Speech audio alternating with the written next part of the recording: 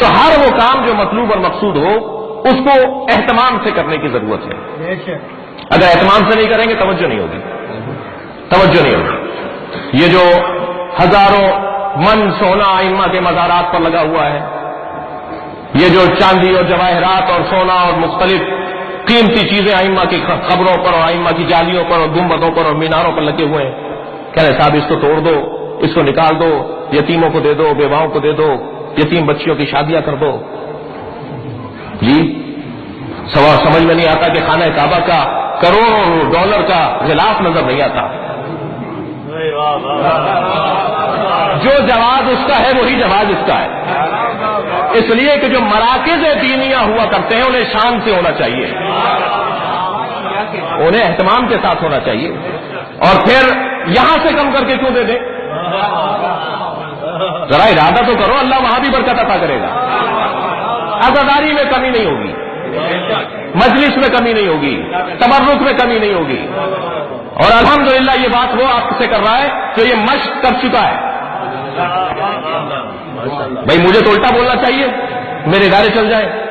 خبردار جو عزاداری سے کمی ہو، کسی یتیم کو نہیں چاہیے حسین کی عزاداری سے کم کر کے. وہ یتیم سکون سے رہتا ہے جو مجلس کو شان سے دیکھتا ہے، جو عزاداری کو اہتمام سے دیکھتا ہے وہ بیوہ زیادہ سکون سے رہتی ہے. لہذا یہاں سے کوئی کم نہیں ہونا چاہیے، یہاں جتنا ہو رہا ہے اس سے بڑھ کر ہونا چاہیے. کیوں؟ اس لیے کہ جتنا اہتمام کریں گے اتنی توجہ بڑھے گی. عزیزان گرامی یہ اس فرش اعضا سے ولی بنتے ہیں، مگر میں بننا ہی نہیں چاہتا تو کیسے خود بخود تھوڑی بہت ہو جائے گا. اس کے لیے مجھے اپنے آپ کو مٹانا پڑے گا، اپنے آپ کو گرانا پڑے گا. عراقیوں سے سیکھنے کی ضرورت ہے، عراقیوں سے سیکھنے کی ضرورت ہے. ہم تو 2 دفعہ کوئی مانگ لے تو کہتے ہیں میں ڈبل مار رہا ہے، دوبارہ مانگ رہے ہیں. عراقی آپ دیکھیے نجف سے لے کے کربلا تک جو پیدل مشی ہوتی ہے، یا بصرے سے کربلا تک جو پیدل لوگ چلتے ہیں، رستے میں جو گھر پڑتے ہیں وہ ہاتھ جوڑ جوڑ کے کہتے ہیں کہ آ جاؤ پیر دبا دیں تمہارے، آ جاؤ کچھ ہمارے گھر کا کچھ کھا لو، بہت اچھا کھانا بنایا، گرم پانی کر کے رکھا ہوا ہے تمہارے لیے. امام حسین کے عزاداروں، امام حسین کے عزاداروں سے خاص پیار، یہ عشق، اس کو ترغیب دینے کی ضرورت ہے. اور اس راہ میں جو رکاوٹ آئے گی اسے ہم سب کو دور کرنے کی ضرورت ہے. دنیا اتنا کچھ رکھنے کے باوجود آپ کا کچھ نہیں بگاڑ پا رہی ہے.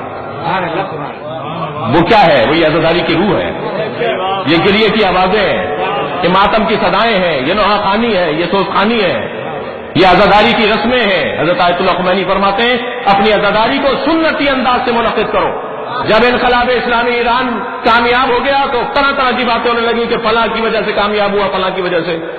تو حضرت آیت اللہ خمینی نے پہلا خطاب فرمایا خبردار یہ طرح طرح کی بولیاں مت بولو، انقلاب کامیاب ہوا ہے تو محرم اور سفر کی وجہ سے ہوا ہے. صلوات پڑھے محمد و آل محمد.